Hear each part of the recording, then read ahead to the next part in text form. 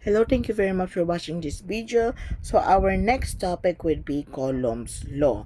So in the Coulomb's law, was proposed by French physicist named Charles Augustin de Coulomb in 1785. So his law describes the electrostatic force between 2-point charges, stating that the force is directly proportional to the product of charges and inversely proportional to the square of the distance between them. So imagine we got two polar bodies in a system. Okay, so of course, as we all know, pag po magkaiba ang charges, of course it will attract. Pag pagkapareho ang charges naman po, ang tendency is magre-repel. And of course, in the Coulomb's law, sinasabi lang po yan, di ba, na ang ating force is directly proportional dun sa product ng charges nung ating dalawang side na yon ng ating poles, and inversely proportional na po dun sa distance between them. So, pag mas malapit yung dalawang distance, so item na yon, mas malakas yung electrostatic force. So, parang yung magnet, di ba? Pag didikit mo siya unti-unti sa kabilang magnet, unti-unti rin siya nahihigop o bigla dumidikit dun sa kabilang magnet. And of course, we can compute the forces between them using a Coulomb's law, and of course, with this formulation. Now, of course, the Coulomb's law states that electrostatic force between 2-point charges is first directly proportional to the product magnitude of the two charges. Ayan po ay Q po yan, no? Sorry po dyan. Q1 and Q2, and inversely proportional to the square of the distance between the charges. Now, this one is distance R. Now, third is the force acts along the line joining the two charges. And we're going to use this formula for the Coulomb's law. First, we're in the force o F. Sorry for this one kasi parang tulad ko na lang para hindi malito ang lahat. No? You can check the presentation. So, F is the electrostatic force between the charges, which is denoted in a unit letter N. Ano ba yan? And Q1, so Q1 and Q2 are the magnitudes or the measure of the 2-point charges given a microcoulombs, or ayan, 10 raised to -6. Now, dito medyo nagkakaroon ng pahirapan to eh. Pag po yung given po ay naka-coulombs na po, you don't need to convert it into a microcoulomb. So, we call this symbol as mu. Okay po? So, since this is symbol for a micro, ngayon po, pag po given ay microcoulomb na ganyan po, for example, microcoulomb, 3 microcoulomb, you need to convert this 3 microcoulomb into coulomb. Paano po? You will just multiply 3 by times 10 raised to -6. Mali na po tayo doon. Once again, pag ang given po ay automatic coulomb na, since ang standard unit po ng ating unit, ng ating formula is coulomb, you don't need to convert it na anymore. However, if ang given po ay microcoulomb, you need to convert it into coulomb, which is you need to multiply it by times 10 raised to -6. Okay pa? So, sa ating calculator, sa pinakababa madalas po yan, ang nakalagay po is E o capital E or EXP. So, type nyo ng 3, and then you need to type the letter E, -16. Lalabas na po yan doon. Okay pa? Meron atang calculator to. Paano ba to? Hindi ka sa akin to. Ito ba yan? 6E. Ay, hindi ito yun. Oops, sorry. Hindi siya yan. Okay. Never mind. So, next is the R is the distance between the charges. So, R. So, yung length. Yung layo nilang dalawa. Distance. And of course, now what we call as the constant E. So, the constant E of the coulombs is K rather approximately 8.99 times 10 raised to +9 and meter squared, coulomb squared. Ulitin ko, constant yan. Kailangan sa ulo nyo yung class. 8.99 times 10 raised to 9 Newton, as of course the unit for our force, meter squared, and ayan, coulomb squared. So let's try to answer this problems. Ayan. Ay nako, may sample problem na. Ayan, parang nagkaroon siya ng error sa ating presentation. So, never mind. Ay, saulok pa naman to. So, 2-point charges has a, let me just draw this one. Q1 of positive 2 mu coulomb. And the Q2 has a negative 3 mu coulomb. Are placed in 0.5 meters apart. So, what is the magnitude of the electrostatic force between them? So, let's pull my note here. Ayan, pasabog, no? Now, paano ba to? Now, of course, we have established the given muna, na? So, first given is si Q1. Ayan. Q1 natin is positive 2 mu coulomb. And the Q2 natin is, of course, negative 3 mu coulomb. Na, of course, the distance that we put between them would be, so si R natin is 0.5 meters. Okay pa? So, medyo may nakalimutan lamang po ako, no? Si ating R po is standard po niya is meter. Pag po ang given ay kilometer, you still need to convert this into meter. Okay po? Pag po ay siya po ay naka-centimeter, you still need to convert it into meter as well. Okay po? So, standard part is meter. Now, once again, we are looking for the magnitude or of course, the number of force acting up between them. Okay pa? So, syempre meron tayong constant. Given na palagi si constant natin. Once again, 8.99 times 10 raised to 9 and m squared c squared. Okay pa? So, once again, ang formula na gagamit natin dito would be F KE Q1 Q2 divide R squared. Okay pa? So let's now put the values in our system, in our formula rather. So we got the KE. So 8.99 times 10 raised to 9. Of course, the value of Q1. Now, dito tayo nagkakaroon ng ating conversion. Since our given in Q1 and Q2 is in microcoulomb, you need to convert each into coulomb. Paano po? Once again, you will just need to multiply the positive 2 in times 10 raised to negative 6, as well as, of course, this one, negative 3 times 10 raised to negative 6. So, lagay nyo lang dito yan. Plus 2 times 10 raised to negative 6. So, negative 3 times 10 raised to negative 6 divided by, of course, r squared.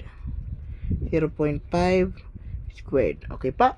Dito po yan sa loob ha, yung ating squared ha, hindi po sa labas. Kasi mapagpa-plus po yan galing po sa loob, di ba? So, ayan. And then F. So, you just need to input this one all together in your calculator. So, be mindful on using your calculators and be mindful on using parentheses in calculator, especially that we are dealing with exponents. Okay po? Kasi pag mali po ang pag-type ninyo sa calculator, mali na rin po ang lahat ng inyong magiging sagot. No worries, I'll help you out on how you will, of course, paano nyo titignan o sauluhin ng inyong calculator. So, for now, try this one at your home, okay? So, let's put this one on your calculator. Pero ba ito? Let's put EXP 8.99. Click the EXP or E. 9. Parentheses. So, open parentheses. So, 2, positive 2. E. So, and then, of course, negative 6. Now, next, negative 3. E. negative 6. Sa baba is 0.5 squared.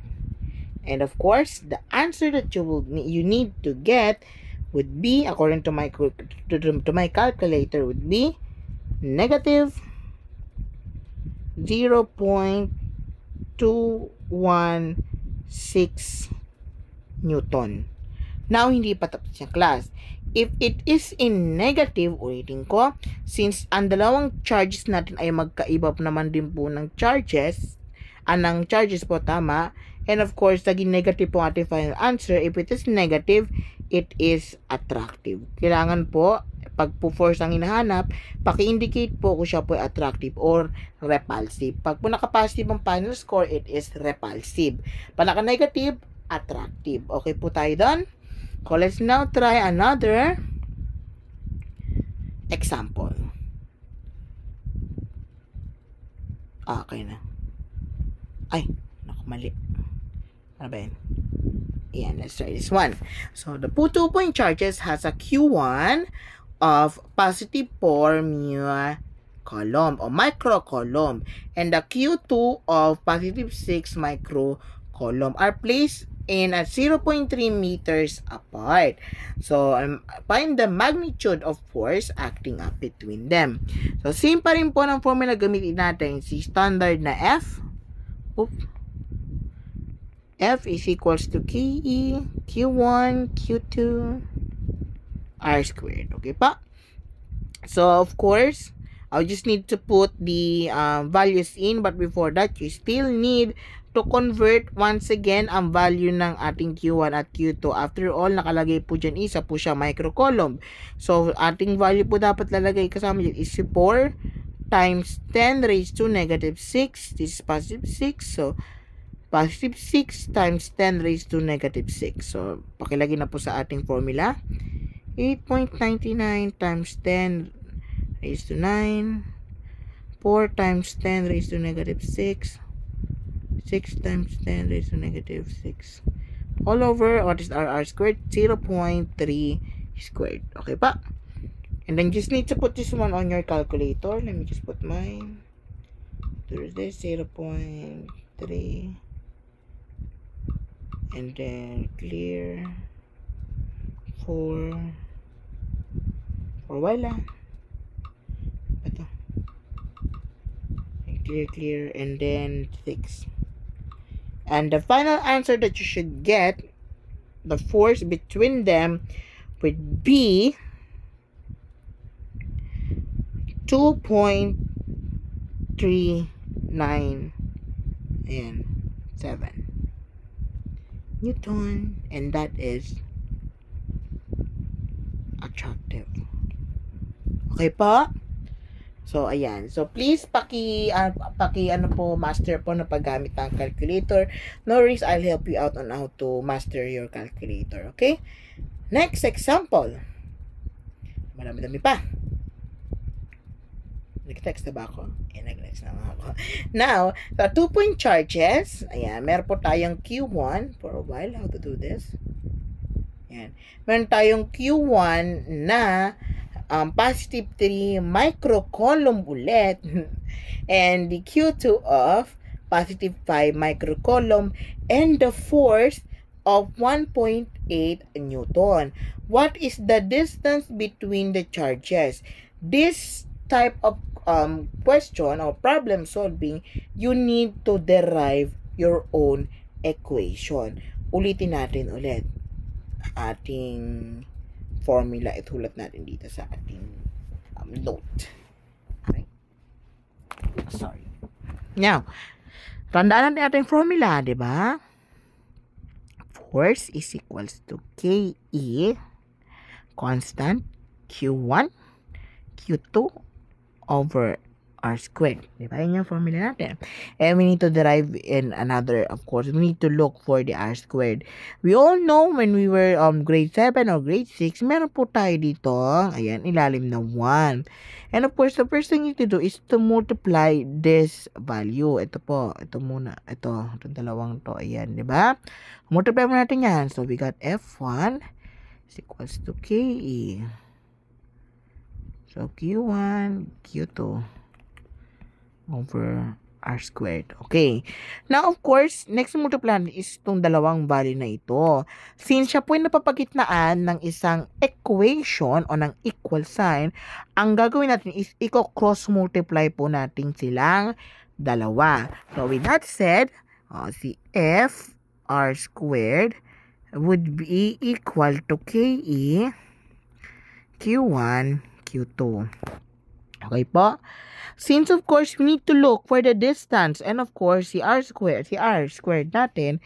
However, meron pa siya katabing F, of course. Anong kailangan pating gawin? Of course, we need to divide this all together in force para makancel out po itong ating force sa gilid, leaving us, paano yun nangyari? In a formula of R squared is equals to KE Q1 Q2 all over the force. Malinaw po tayo doon. Paano ba to? Ito. Copy natin to. Delete.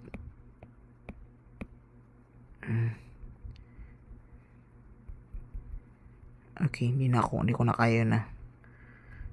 Paste. Ay! Yan, hindi ko na siya makopy class. Ulitin na natin. Result na natin. No? Once again, si ating formula, our ating working formula would be R squared, K constant, Q1, Q2, all over the force. So, once again, of course, since our given Q1, Q2 ay naka-microcolumn, we will convert this one into a column. So, lagyan sa ating constant, 8.99 times 10 raised to 9 multiplied by positive 3 times 10 raised to negative 6 and positive 5 times 10 raised to negative 6. Okay po? All over, what is the force? 1.8. And R squared would be, tulat lang.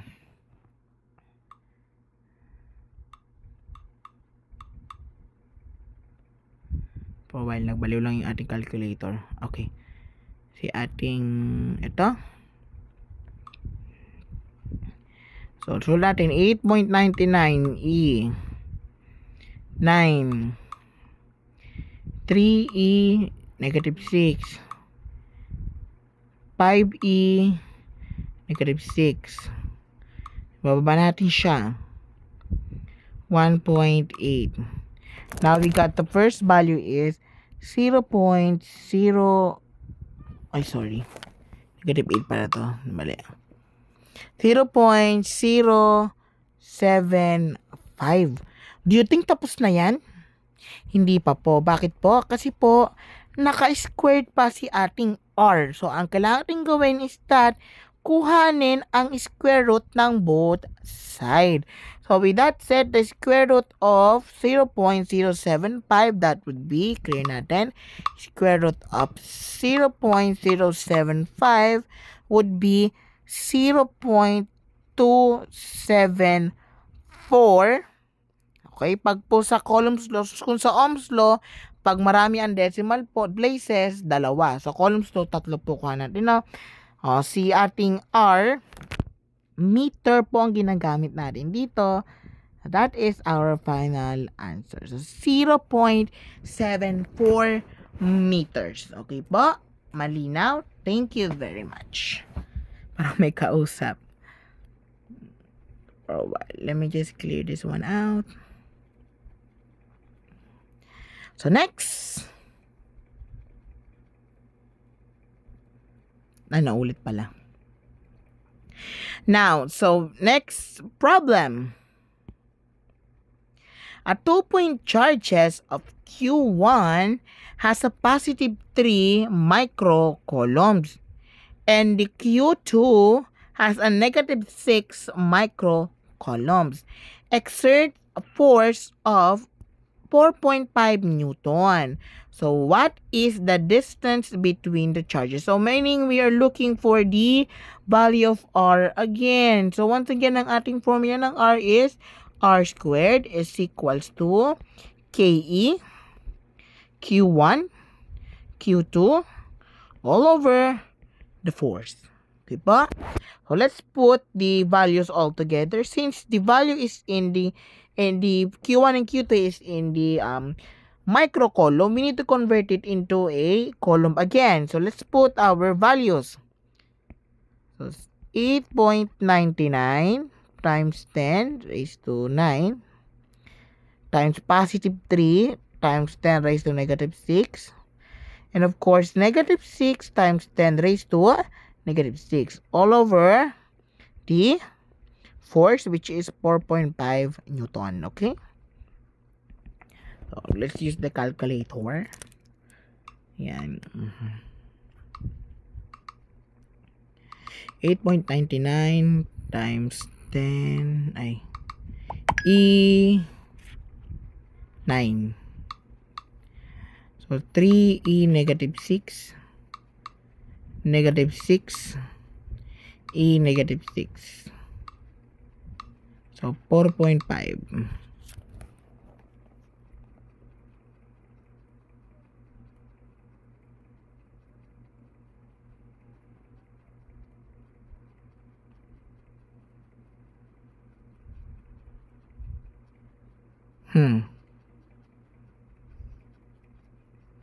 For a while.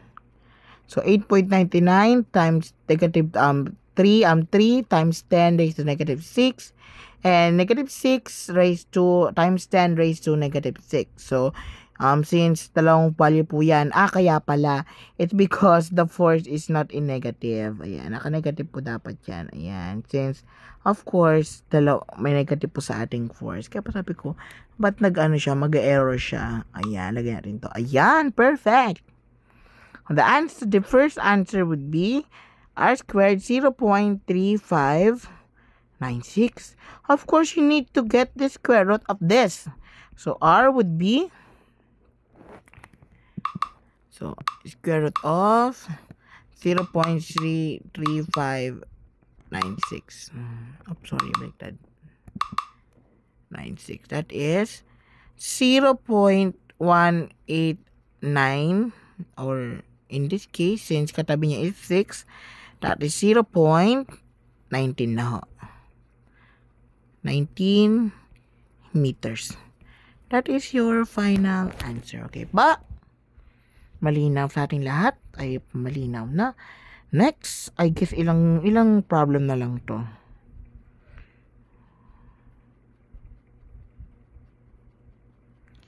Last problem na lang to. Ay, hindi.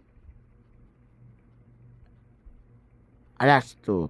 So, ito na po. Second to the last po tayo na. So, the 2-point charges are separated by the distance of r. Okay, ito natin. R of 0.2 meters. The electrostatic force between them is the 3 Newton, that is F. If the Q2 is negative 4 microcoulombs, what is the value of our Q1? Hala, hahanapin na natin si Q1.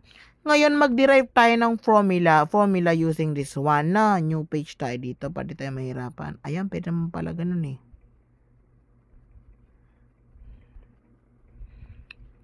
So, F, once again, let's put our, so F is equals to K, Q1, Q2, over R squared. Okay pa? Now, we got this formula. Of course, we need to look for the value ng ating Q1, no? So, now, of course, what we're going to do, since we have multiplied this already, meron tayong over 1 here, we will cross multiply, diba? So, that is R squared. F is equals to K, Q1, and Q2. However, we need to iwanan itong Q1 na to sa side na ito, no? Kailangan natin siya iwanan. So, anong dapat gawin? Of course, we need to divide everything in KE Q2 para matanggal tong dalawang ito sa side na ito. Okay po? Malinaw? Now, we have, of course, omitted this 2 on the side. With that said, the formula for Q1 would be R squared F all over KE. Yan. Q2. Okay po tayo. Malinaw ho? I hope na malinaw po with this one. Now, we have established our working formula, which is Q1 is equals to R squared F KE Q2. Let's now put our values in the solution, okay? Lagay natin. Since meron tayong R squared, meron tayong meter, di ba? 0.2 meters. Already in meters, so you don't need to convert it into another values. Squared, and then parentheses. Si force ay given, which is, naka-Newton din ho. 3 Newton. Ayan. All over, si K is constant. 8.99 times 10 raised to positive 9. And si ating Q2 ay microcoulomb, meaning you need to convert the negative 4 into microcoulomb, which is multiplying it by 10 raised to negative 6. Okay pa? At mukhang magkakaroon tayo ng ating discrepancy with this one since hindi po naka-negative sa ating force. Yan, i-negative natin to. Ayan, discrepancy ito, typo ito, typo, ayan. Negative 3. Ayan. Okay. So, negative 3 si force and negative 3. Yeah, negative 3. Okay. Sulat natin. 0.2 squared. Lagyan natin sa calculator. So, negative 3. All over. 8.99 E 9. Negative 4, E, negative 6. Nakuha natin. Napakalayo na. Napakahaba na. Now, ang ating Q1 ay 0.0000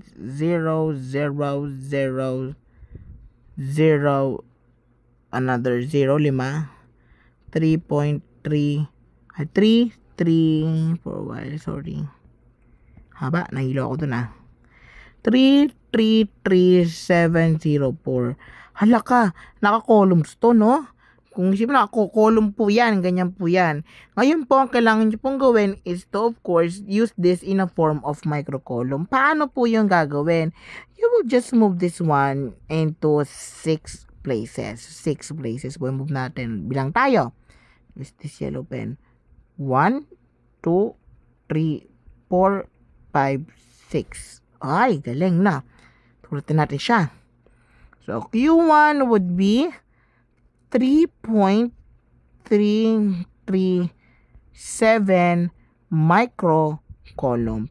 And that would be your final answer. Malino po ba? Okay, walang sumasagot. Next. Okay, so 2-point charges are separated by the, of course, distance of R15m. The electrostatic force between them is 2.7 Newton, and if the Q2 is positive 5 microcoulomb, what is the value of Q1? Of course, we will just use the same formula. Pero syempre, since ang nawawala is si Q1, no? Gamit natin po itong formula na ito. You will just erase this one. Ayan. Ilagay natin si ating value ng ating R squared muna, no? 0.15 squared. The force is 2.7 Newton. Si K is constant, 8.99 times 10 raised to 9. And of course, the value of ating Q2 is positive 5.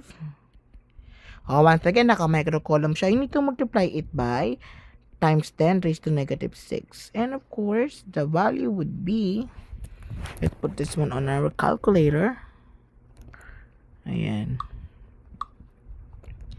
15. Tapos, 2.7. Tapos, positive 5. Tama? Positive 5. Okay.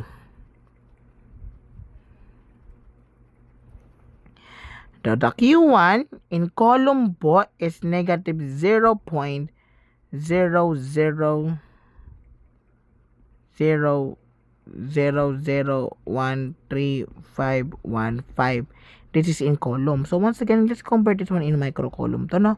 So si Q1 would be, once again, paano pulit yun? We will move this one into 6 places since ayan, no? 1, 2, 3, 4, 5, 6. That would be 1.35 to micro column. So that is your final answer. Okay po? I hope na malinaw si ating lesson for this one.